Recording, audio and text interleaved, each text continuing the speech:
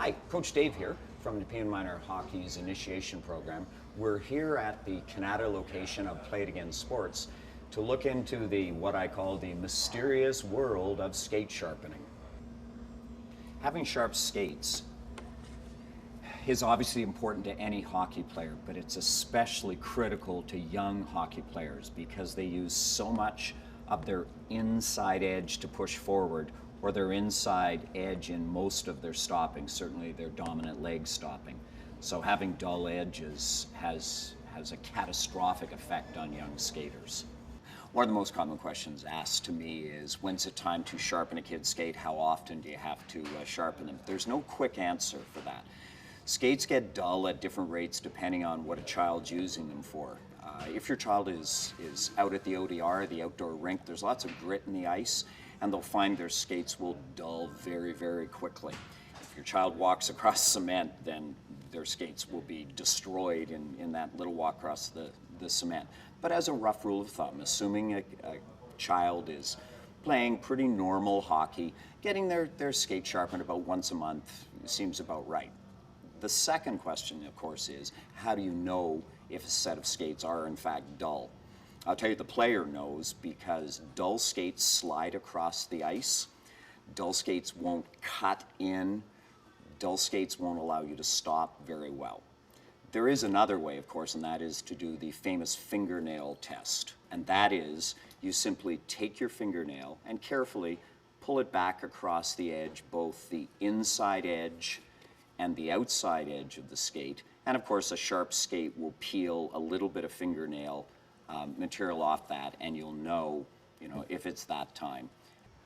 I don't know what it says about hockey players.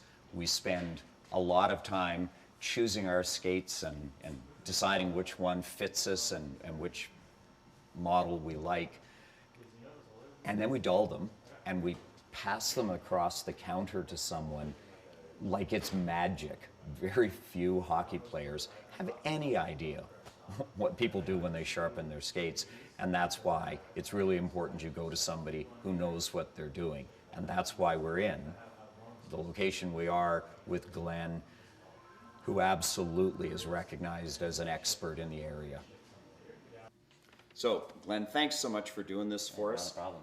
We might as well start by sharpening my skates. Can you run us through the whole process? Absolutely. Great, thanks a get it lot. done. Well, the first thing that I look for is I grab it and I turn it upside down, and I'm basically looking for whether or not there is some rough edges, some rough nicks, if there's any rust buildup, and what quality of sharpening is previously on the skate. After that, I also look at all the rivets here to make sure that they are all intact and nothing needs replacing. After that, eyelets, make sure that nothing needs to be replaced, and the quality of the laces, so I can recommend if anything needs to be changed. After that, I'll assess the blade again, and we'll check whether or not the blade is straight, and then I'll start sharpening. So the first thing that I tell parents is that a hockey blade is not like a knife blade. A knife blade has one edge, where a hockey blade has two. You have your inside edge and your outside edge. And the importance of that is for stability and being able to carve both on the inside and the outside of your skate. Now, the way that we get that is through putting a U-shaped hollow in the blade. So the edges are the highest point, and then you put a U-shaped hollow. The deeper you go, the sharper the blade is going to be, and the more shallow, the more glide you're going to get, but not as much bite into the ice. A profile is slightly different, where you're actually changing the shape of the blade this way rather than the U-shaped hollow this way. So what most blades, when they are new, they come with the blade in the middle like this. Now what a profile is going to do is going to extend what is actually touching the ice to increase stability and increase control. Now you can do two different types of profiles. There's a defense profile, which is going to keep you relatively in the middle of the blade, and you're just going to increase what's actually touching, but keeping the center point the same. Now a forward profile is slightly different, but has the same concept. You're going to take that center point and you're actually going to shift it forward and extend it. And what that does is it allows you to move a little bit quicker by getting better acceleration and push because you're already in a stance which is slightly forward. The first wheel we have here is the cross grinding wheel, and so it spins vertically. And the reason that we have this is for new skates, rusted skates, or skates that are fairly damaged. The reason that it's so important is it actually is able to take off more of the steel than our regular wheel, the sharpening wheel, would be able to. Also, it actually takes the complete sharpening off the skate, so it makes it flat, flat, flat, where you have to start from scratch. But any skate that is new requires this wheel to be done because you can't sharpen through the factory finish. Also, rusted skates, you need to take the rust completely off until you're able to sharpen them. So the other wheel, which spins horizontally, is actually the sharpening and finishing wheel. This is the way that we put the U-shape hollow into the skate, as well as make sure that your edges are the same height. This is your standard wheel in which any non-damaged skates or any skate that needs to be sharpened on this wheel. The skate? So this is our holder. This one is from Blade Master itself. It's called a tri-level holder, so it gives you a couple extra options to make sure that the skate is done properly. So you have 3 different adjustment knobs here, and what they do is they make the holder go up or down so that you are able to cut off one edge or the other to fix the skate and to make sure that it's properly straight. This here is the Pro Straight from Blade Master as well, and this is the level that we're going to use to make sure that our edges are straight. And when I say straight, I mean that both edges are actually the same height, so they're both making contact with the ice at the same time. So the way that this works is you place this part on first and you tighten the screw on the side, and then you take the magnet piece and you make sure that there is no debris or anything on the bottom, as that's going to change whether or not your skate is straight.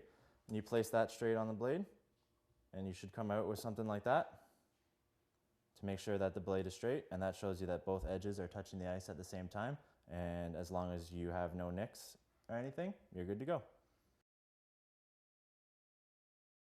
So we have 2 different hand stones. So we have a prep stone, which is more coarse, which we put on the skate at the beginning to try and take some of those nicks and bring them up so that they get sharpened out quicker. Then we have our finer finishing stone, which we do at the end, and it's mainly to just take off some of the shavings and to ensure that both edges are standing straight up, and you'll be ready to go on the ice. So we also have skate protectors here, and these are relatively important for travel when you're in the bag, because if you put your skates in the bag by itself, it can bounce off the other blade or off other equipment, your helmet, your cage, everything, and that can cause you actually to lose an edge, so you won't be able to skate whether or not you just got your skate sharpened. So these just simply go on the skate, and they're just to protect the skate. However, the one thing that is important about these as well is they hold moisture, and moisture causes rust on the blade. So when you are done, it is important that you unpack your skates and you also take the guards off, because if you hold moisture up against the skates, then you're going to have rust the next time and will probably need to sharpen your skates again. So this is a stone that many people refer to as the magic stick or the sweet stick. I tend not to recommend this certain device when many coaches and trainers actually have it. The reason being is the prong system on the 2 stones, and how it works is you're supposed to slide this down your blade. However, most people end up pushing too hard with this device, and it actually causes your blades to fold inwards instead of be straight up, so you're actually not going to have as much edge to push into the ice with. Much rather, I recommend just a regular stone that you just put along the blade like this, and that's going to cause the blade and some of these nicks to just kind of stand up straight so that it's a temporary fix before you get them sharpened, and it works much better.